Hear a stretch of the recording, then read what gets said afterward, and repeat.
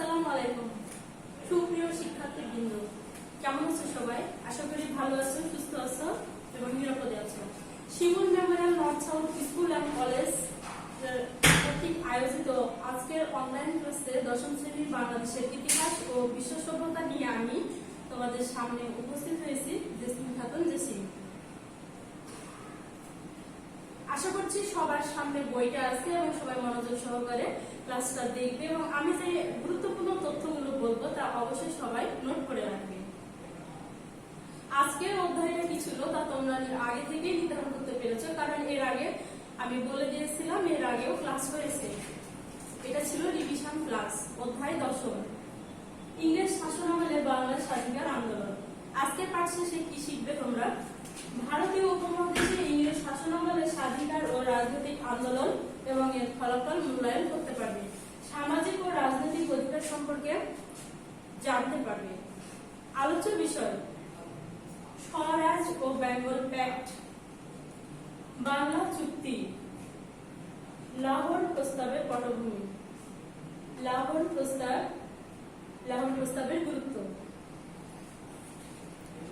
চিত্রগুলো লক্ষ্য করো। এখানে প্রথমে যে চিত্র দেখা যাচ্ছে, এখানে দেখতে পাচ্ছ যে ব্যক্তিটা উপস্থিত জনসভার সামনে কোনো ভাষণ দিচ্ছেন বা কিছু বলার চেষ্টা করছেন। ইনিকে নিশ্চয়ই তোমরা এর আগেও চিনেছ। ইনি হচ্ছেন তৎকালীন ভারতীয় প্রধানমন্ত্রী মহাত্মা গান্ধী।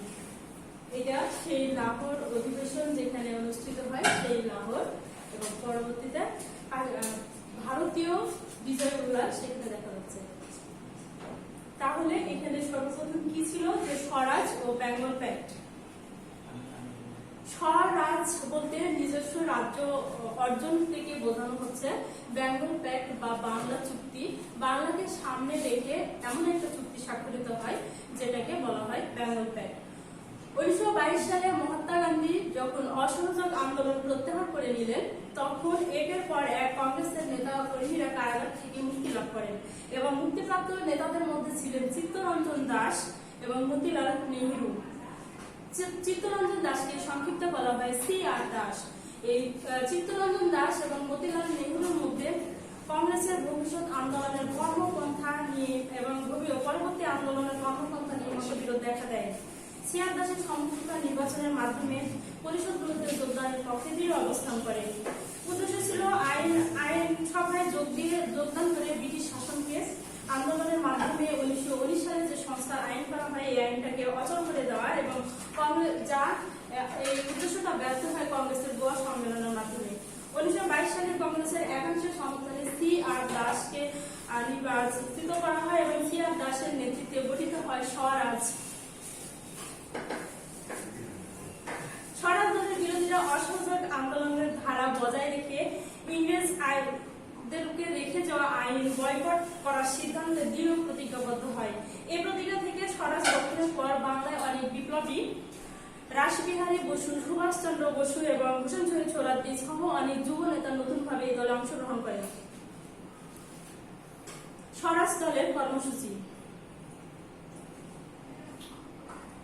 স্বরাজ দলের কর্মসূচি ছিল আইনসভায় প্রবেশ করে সরকারি কর্মকাণ্ডের বিরোধিতা করা এবং 1919 সালে প্রণীত সংস্কার আইন অকার্যকর করে দেওয়া,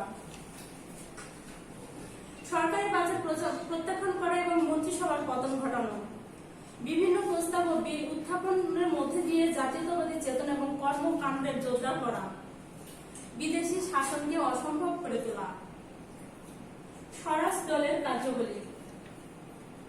1919 সালে ভারত শাসন আইন বা মন্টেগু চেমসফোর্ড আইনের সংস্কার অনুযায়ী 1923 সালে দ্বিতীয়বারের মতো নির্বাচন অনুষ্ঠিত হয়। এই নির্বাচনে স্বরাজ দল অংশগ্রহণ করে বাংলা ও মধ্যপ্রদেশের কেন্দ্রীয় আইনসভায় সংখ্যাগরিষ্ঠ দল হিসেবে আত্মপ্রকাশ করে। বিজয়ের এবং সেখানে নির্বাচনে স্বরাজ দল একাত্মভাবে নির্বাচিত হয় এবং বিজয় অর্জন করে। যে বিজয়ের কৃতিত্ব সম্পূর্ণ ছিল চিত্তরঞ্জন দাসের। স্বরাজ দলের সভাপতি ছিলেন তিনি। মুসলমানদের সমর্থনে আইনসভায় স্বরাজ দলের ভিত শঙ্কিত হয়ে যায়। সুপ্রিয় শিক্ষার্থীবৃন্দ, এরপরে আসছে বাংলা চুক্তি। 1923 ডিসেম্বর 1923 সালে বাংলা চুক্তি স্বাক্ষরিত হয় এবং উপমহাদেশের রাজনীতিতে হিন্দু মুসলমান সমস্যা গভীরভাবে উপলব্ধি করেন দেশ চিত্তরঞ্জন দাস। এবং চিত্তরঞ্জন দাসের বাংলায় হিন্দু মুসলিম সমস্যা দূর করার জন্য তিনি যে দূরদর্শী বাস্তবধর্মী নেতা যে চুক্তি সম্পাদনা করেন সেটাই হচ্ছে বেঙ্গল প্যাক্ট বা বাংলা চুক্তি। এখানে ইম্পর্টেন্ট কোশ্চেন যে বাংলা চুক্তি কি, তাহলে তোমরা এভাবেই বলবা যে ভারতীয় উপমহাদেশের দূরদর্শী বাস্তবতাবাদী এবং জাতীয়তাবাদী চেতনায় অনুসারী নেতা চিত্তরঞ্জন দাস হিন্দু মুসলিম সমস্যা সমাধান করার জন্য যে চুক্তি সম্পাদনা করেছিলেন সেটাই বাংলা চুক্তি নামে পরিচিত। এবং এই চুক্তিতে কংগ্রেস নেতা সুভাষচন্দ্র বসু স্বাক্ষর করেন।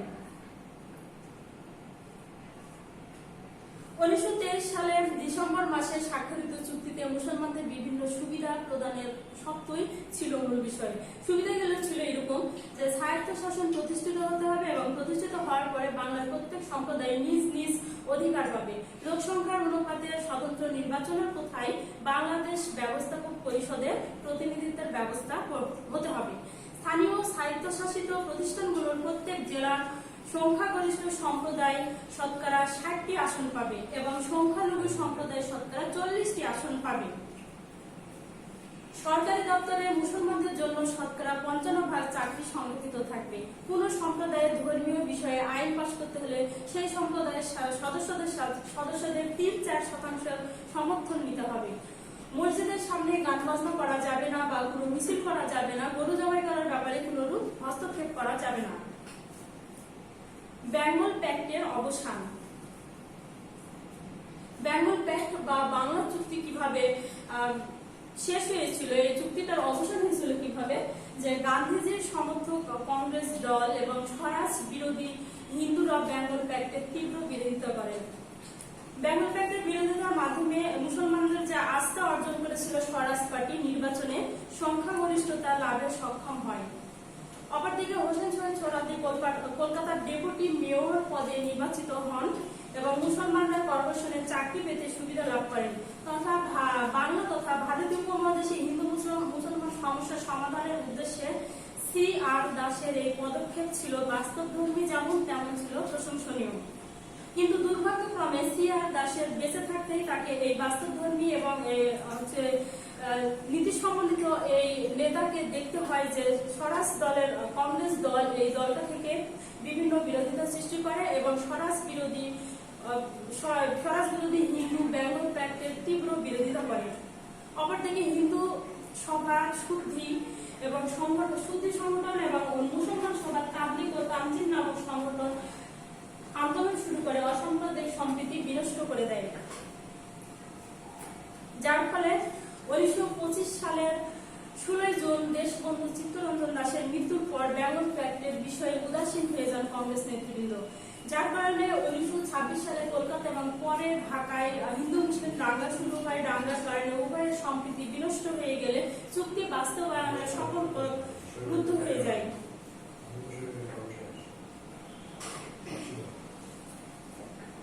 লাহোর প্রস্তাবের পটভূমি। বেঙ্গল প্যাক্ট অকার্যকর হওয়ার পর হিন্দু মুসলিম ঐক্যের যে সমস্যাটা ছিল এটা সম্ভাবনা ব্যাহত হয়ে যায়। ব্যাহত হওয়ার পর সাইমন কমিশন গঠনের বিরুদ্ধে কংগ্রেসের নেতাবৃন্দরা ভারতবাসীর জন্য একটা উপযোগী শাসন সংস্কার শুরু করে এবং এই সংস্কারটার জন্য যে প্রচেষ্টা চালায় সেখানে এই পরিস্থিতিতে 1928 সালে আগস্ট মাসে মতিলাল নেহরুর নেতৃত্বে একটি রিপোর্ট পেশ করা হয়, যে রিপোর্টটাকে বলা হয় নেহেরু রিপোর্ট। এই রিপোর্টে ভারতবাসীর জন্য স্বাধীনতার পরিবর্তে ব্রিটিশ ডোমিনিয়ন লীগের মর্যাদা এবং দায়িত্বশীল সরকার গঠনের সুপারিশ করা হয়। এই রিপোর্টে প্রকাশিত হলে মুসলমানদের জন্য পৃথক যে নির্বাচনের আশাটা ছিল সেটা অবসান হয়ে যায়, যার কারণে দলমত নির্বিশেষে মুসলিম লীগের সকল নেতারা এই সমঝোতা চুক্তি থেকে বেরিয়ে আসে এবং তীব্র প্রতিবাদ জানায়। এই প্রতিবাদের প্রেক্ষিতে নেহেরু রিপোর্টের মাধ্যমে হিন্দু মুসলিম সমঝোতার প্রচেষ্টা একেবারে ব্যর্থ হয়ে যায়। মোহাম্মদ আলী জিন্নাহ দীর্ঘকাল ধরে হিন্দু মুসলিম যে সমঝোতার সমস্যা ছিল সেই প্রচেষ্টায় ব্যর্থ হওয়ার পর 1929 সালে তার বিখ্যাত 14 দফা উত্থাপন করেন এবং এই 14 দফা উত্থাপন করার পরে এটা ছিল সম্পূর্ণ মুসলিম সম্প্রদায়ের স্বার্থ সংরক্ষণের বিষয়টি এখানে প্রাধান্য পায়, যার কারণে এই সাম্প্রদায়িক চেতনা প্রবল হতে থাকে এবং দ্রুত সমর্থন বাড়তে থাকে, উভয় সম্প্রদায়ের মধ্যে দূরত্ব সৃষ্টি হতে থাকে।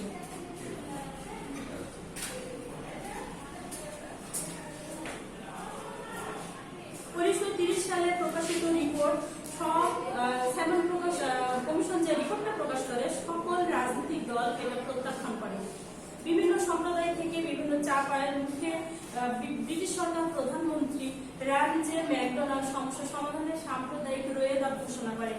এই সাম্প্রদায়িক রোয়েদাদ কিছু সম্প্রদায়ের আসন সংখ্যা সংরক্ষণের জন্য সংস্কারমূলক কাজের জন্য পৃথক নির্বাচনের সুযোগ দেয়। সেই যুক্তরাষ্ট্রের সরকার পদ্ধতি এবং প্রাদেশিক নির্বাচন স্বায়ত্তশাসন প্রবর্তনের বৈশিষ্ট্য সম্বলিত ভারত শাসন আইন 1935 সালে এ সময় ব্রিটিশ পার্লামেন্টে গৃহীত হয়। যে আইনের বলে যুক্তরাষ্ট্রীয় ব্যবস্থা প্রবর্তন করা সম্ভব হয়নি, কিন্তু এটা ছিল একটা ইতিহাসে গুরুত্বপূর্ণ দলিল যেখানে যুক্তরাষ্ট্রীয় ব্যবস্থার আলোচনা করা হয় এবং অপরদিকে কংগ্রেস সভাপতির কারণে জিন্নাহ এই প্রস্তাবিত যুক্তরাষ্ট্রীয় আইন ব্যবস্থার সমালোচনা করেন। দলগুলোর বিরূপ প্রতিক্রিয়া সত্ত্বেও 1937 সালে নির্বাচনে অধিকাংশ প্রদেশে কংগ্রেসের সংখ্যাগরিষ্ঠ আসন জয়লাভ করে এবং মুসলমান সংখ্যাগরিষ্ঠ অঞ্চলগুলোকে কংগ্রেস সভাপতি জওহরলাল নেহরুর নির্বাচনের পরবর্তীকালে একটা মন্তব্য করেন। জওহরলাল নেহরু নির্বাচন পরবর্তীকালে যে মন্তব্যটা করেন সেটা ছিল এরকম যে ভারতে দুটি শক্তির অস্তিত্ব বিদ্যমান, এক সরকার, অন্যটি হচ্ছে কংগ্রেস। দীর্ঘ সময় ধরে জিন্নাহ যে হিন্দু মুসলিম সম্পর্কে ফাটল সমস্যা সমাধানের চেষ্টা করছিলেন জিন্নাহর এই বক্তব্যের কারণে, এবং পরবর্তীতে রাজনৈতিক পথে ভিন্ন পথে অগ্রসর হয়ে যায় এবং ভিন্ন পথ অনুধাবন করতে শুরু করে। 1938 সালে সিন্ধুতে প্রাদেশিক মুসলিম পরিষদের নির্বাচনে সভায় মোহাম্মদ আলী জিন্নাহ আলাদা জাতি হিসেবে দুটি ভিন্ন জাতির কথা উল্লেখ করেন, অর্থাৎ তিনি বলেন যে হিন্দু মুসলমান দুটি আলাদা জাতি। এভাবে লাহোর প্রস্তাবের আগে হিন্দু মুসলমান আলাদা জাতি এই চিন্তা করার মাধ্যমে আলাদা রাষ্ট্রের চিন্তারও প্রকাশ ঘটে। এই প্রকাশের বাস্তব উদাহরণ হচ্ছে 1940 সালে লাহোর প্রস্তাব। লাহোর প্রস্তাব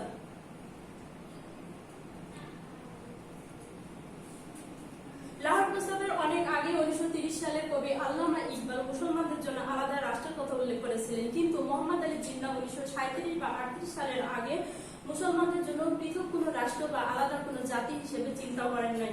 কিন্তু পরবর্তীতে 1937 সালে নির্বাচনের তিক্ত অভিজ্ঞতা, রাজনৈতিক প্রেক্ষাপট এবং সমসাময়িক সময়কে কেন্দ্র করে বিজয়ী কংগ্রেস নেতার বক্তব্যের কারণে তিনি বুঝতে পারেন যে হিন্দু অধ্যুষিত এলাকায় সংখ্যালঘু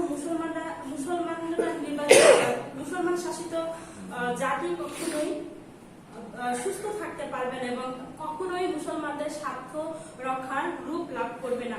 যার কারণে সামাজিক পরিস্থিতির কথা বিবেচনা করে মুসলমানদের স্বার্থের কথা বিবেচনা করে 1939 সালে তার বহু সমালোচিত আলোচিত দ্বিজাতি তত্ত্বের ঘোষণা করেন। এখানে ইম্পর্টেন্ট কোশ্চেন যে দ্বিজাতি তত্ত্বের প্রবক্তা কে, তাহলে তোমরা কি বলবা? মোহাম্মদ আলী জিন্নাহ।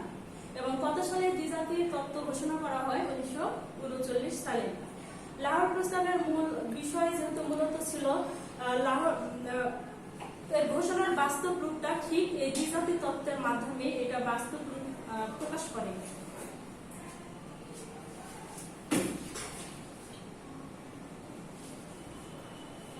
1940 সালে 23শে মার্চ মুসলিম লীগের লাহোর অধিবেশনে এই প্রস্তাবটি গৃহীত হয় বলে একে বলা হয় লাহোর প্রস্তাব।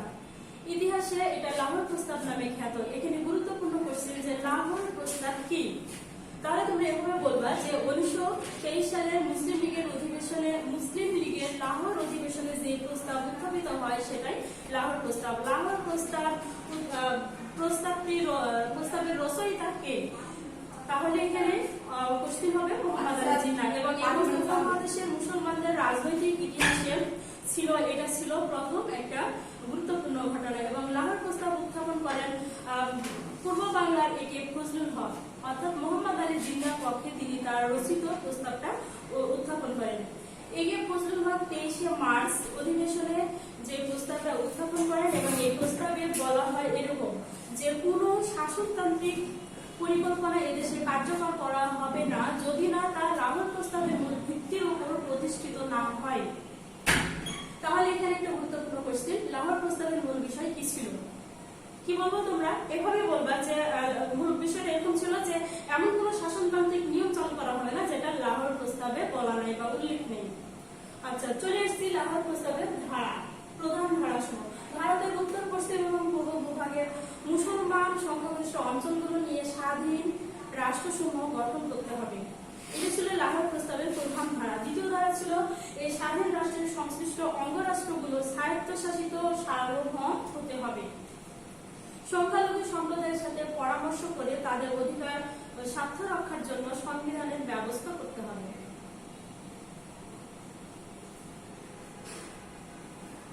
প্রতিরক্ষা পররাষ্ট্র যোগাযোগ ইত্যাদি বিষয়ের ক্ষমতা থাকবে সংশ্লিষ্ট অঙ্গরাজ্যগুলোর হাতে। লাহোর প্রস্তাবের ধারাতে যদিও কোথাও পাকিস্তান কথাটা উল্লেখ নাই, তারপরও তথাপি বিভিন্ন মহল থেকে এটাকে পাকিস্তান প্রস্তাব বলে ঘোষণা করা হয় এবং সে সময় পত্র পত্রিকাগুলো লাহোর প্রস্তাবকে পাকিস্তান প্রস্তাব হিসেবে প্রচার করতে থাকে। পরবর্তীতে নামকরণ হয়ে যায় লাহোর প্রস্তাবের নাম পাকিস্তান প্রস্তাব। লাহোর প্রস্তাবের সংখ্যাগরিষ্ঠ অঞ্চলগুলো নিয়ে যে স্বাধীন রাষ্ট্র গঠনের কথা বলা হয়েছিল, যার ফলে বাঙালি মুসলমানের এক অংশ নিয়ে একটি স্বাধীন রাষ্ট্র প্রতিষ্ঠার স্বপ্ন দেখছিল সেই বাঙালিকে ফজলুল হক। 1946 সালের 9 এপ্রিল দিল্লিতে মুসলিম লীগের এক অধিবেশনে আইনসভা সদস্যদের এক কনভেনশনে তিনি উল্লেখ করেন, জিন্নাহ নীতি বহির্ভূতভাবে উল্লেখ করেন যে লাহোর প্রস্তাব সংশোধন নামে তিনি একটি ভিন্ন প্রস্তাব উত্থাপন করেন। এতে মুসলিম সংখ্যাগরিষ্ঠ অঞ্চলগুলো নিয়ে একটি স্বাধীন রাষ্ট্র গঠনের কথা বলা হয়। এখানে একটা প্যাচ লেগে আছে যে লাহোর প্রস্তাবে যেহেতু সংখ্যাগরিষ্ঠ মুসলিম অঞ্চলগুলো নিয়ে একটি রাষ্ট্র গঠনের কথা বলা হয়েছিল, পরবর্তীতে জিন্নাহ নীতি বহির্ভূতভাবে এটাকে সংশোধন করেন এবং সংশোধন করে উত্থাপন করেন যে মুসলিম সংখ্যাগরিষ্ঠ অঞ্চল। এখানে কথাটুকু এটাই যে মুসলিম অঞ্চল এবং মুসলিম সংখ্যাগরিষ্ঠ অঞ্চল, এটাই ছিল কথার মধ্যে ভুলফাল। এটা অবশ্যই তোমরা খেয়াল করবা যে পরবর্তীতে 1940 সালের লাহোর প্রস্তাবের ভিত্তিতে নয়, 1946 সালের দিল্লি প্রস্তাবের ভিত্তিতেই পাকিস্তানের জন্ম হয়। লাহোর প্রস্তাবের গুরুত্ব এখানে দেখো, প্রথমে আমি দুটো ছবি ব্যবহার করেছি। একটা হচ্ছে শের বাংলাকে ফজলুল হক, তিনি কি করেছিলেন, স্বাধীন রাষ্ট্র প্রতিষ্ঠার স্বপ্ন দেখেছিলেন। কোথায়? ভারতীয় ভূখণ্ডে। লাহোর প্রস্তাবের গুরুত্ব, লাহোর প্রস্তাবের এখানে নানান রং ব্যবহৃত, যে চাকরিটা তোমরা দেখতে পাচ্ছ কেন, যে বিভিন্ন মিশ্রিত রং, তার মানে লাহোর প্রস্তাবের গুরুত্বটা, লাহোর প্রস্তাব উত্থাপিত হলে এর গুরুত্বটা ঠিক কেমন ছিল। লাহোর প্রস্তাবের প্রতি কংগ্রেসের নেতাদের মধ্যে তীব্র প্রতিক্রিয়া সৃষ্টি হয়। পণ্ডিত জওহরলাল নেহরু এই প্রস্তাবের তীব্র নিন্দা প্রকাশ করেন এবং তিনি লাহোর প্রস্তাবকে দাসত্ব বলে আখ্যায়িত করেন। এটাই ঐতিহাসিক সত্য যে লাহোর প্রস্তাবের পর মুসলমান সম্প্রদায় তাদের নিজস্ব আলাদা রাষ্ট্র প্রতিষ্ঠার স্বপ্ন দেখতে থাকে এবং তাদের নিজেদেরকে আলাদা জাতি হিসেবে ভাবতে থাকে। যার পরিপ্রেক্ষে দ্বিজাতি তত্ত্বের মাধ্যমে মোহাম্মদ আলী জিন্নাহ মুসলমানদের জন্য আলাদা জাতি হিসেবে চিহ্নিত করেন। সে অনুযায়ী মুসলমানদের জন্য ভিন্ন রাষ্ট্র প্রতিষ্ঠা ছিল মাত্র সময়ের ব্যবধান। এরপর থেকে মুসলিম লীগ এবং জিন্নাহ রাজনৈতিক পথ স্বতন্ত্র যে প্রক্রিয়া, সেটা সম্পূর্ণ আলাদা পথে ধাবিত হতে থাকে, যার শেষ পর্যন্ত ছিল 1947 সালের আগস্ট মাসে দেশ বিভাগের মধ্যে দিয়ে। দ্বিজাতি তত্ত্বের বাস্তব পরিণতি ছিল 14 আগস্ট পাকিস্তান এবং 15 আগস্ট ভারত নামে দুটি স্বাধীন রাষ্ট্রের অস্তিত্ব। আজকের আলোচনা এ পর্যন্ত শেষ। এবার আমরা একটু দেখব ঘুরিয়ে যে আজকে আমি যে আলোচনা করলাম তার মধ্যে গুরুত্বপূর্ণ কোশ্চেন কি ছিল। কবে মহাত্মা গান্ধী অসহযোগ আন্দোলন প্রত্যাহার করেন? মহাত্মা গান্ধী 1922 সালে অসহযোগ আন্দোলন প্রত্যাহার করেন। স্বরাজ দলের সভাপতি কে ছিলেন? স্বরাজ দলের সভাপতি ছিলেন C.R. দাস অর্থাৎ চিত্তরঞ্জন দাস। কে লাহোর প্রস্তাব উত্থাপন করেন? একে ফজলুল হক লাহোর প্রস্তাব উত্থাপন করেন। এখানে আরেকটা কোশ্চেন তোমাদের মধ্যে থাকতে পারে কনফিউশন, লাহোর প্রস্তাবের রচয়িতা কে, বা লাহোর প্রস্তাবের রচয়িতা এরকম থাকলে হবে মোহাম্মদ আলী জিন্নাহ। কত সালে ভারত শাসন আইন ব্রিটিশ পার্লামেন্টে গৃহীত হয়? 1935 সালে ভারত শাসন আইন ব্রিটিশ পার্লামেন্টে গৃহীত হয়। বেঙ্গল প্যাক্ট বা বাংলা চুক্তি কি? বেঙ্গল প্যাক্ট বা বাংলা চুক্তি ছিল যে চিত্তরঞ্জন দাস এবং মতিলাল নেহরুর মধ্যে যে চুক্তি সম্পাদিত হয়েছিল সেটাই বেঙ্গল প্যাক্ট বা বাংলা চুক্তি। আগামী দিন রিভিশন ক্লাস নেওয়া হবে। পড়া 10ম অধ্যায়ের পরের অংশ, সবাই বইটা ভালোভাবে চর্চা করবে এবং পরের ক্লাসের জন্য সবাই প্রস্তুত থাকবে। পরবর্তী ক্লাস দেখার জন্য সবাইকে আমন্ত্রণ জানিয়ে আজকের মতো এখানে শেষ করছি। ধন্যবাদ।